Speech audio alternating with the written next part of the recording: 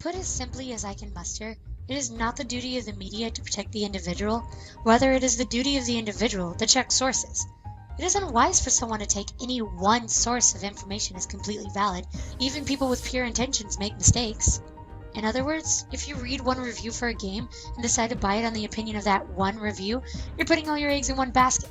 That's plain unwise.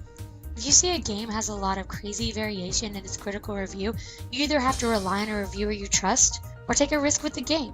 There's three major problems with that.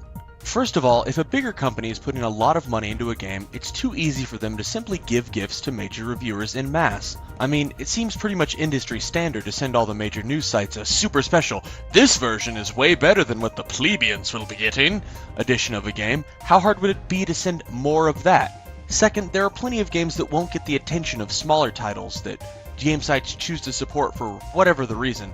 Even when said games are critically better received. I mean, look at half of what Nippon Ichi releases. Games are consistently released to critical and cult success, but have never really benefited from the exposure of, say, Gone Home. Finally, and most importantly, a journalist has a duty to report the truth. They take something akin to a Hippocratic oath, promising to expose the truth for truth's sake, for the benefit of the people. Some journalists are better than others. To claim that 100% of journalists are going to be good and upstanding shows a misunderstanding of human nature. You're never going to find a perfect outlet, and you're never going to find a journalist who's fair and reasoned 100% of the time. In essence, what you're saying is, don't tell me to check my sources, tell journalists to always report fairly.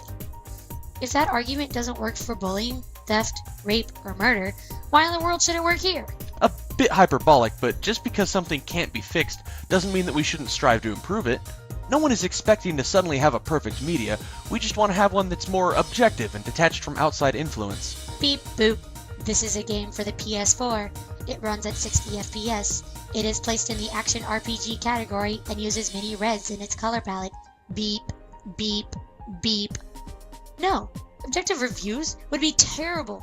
The expectation needs to be before you accept a review from someone. Look, that might be true, but a good reviewer can separate things that generally detract from a game and the things that they do not like personally. If I don't like scantily dressed women in my games, that's on me. That's something that I don't like personally and should have no bearing on the game.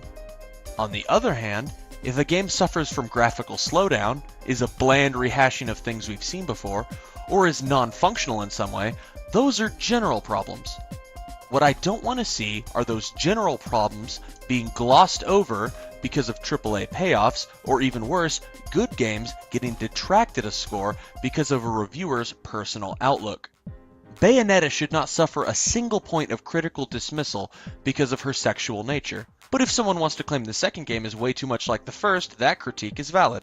All you're doing, the way I see it, is proving that you should be looking at multiple reviews before you buy a game.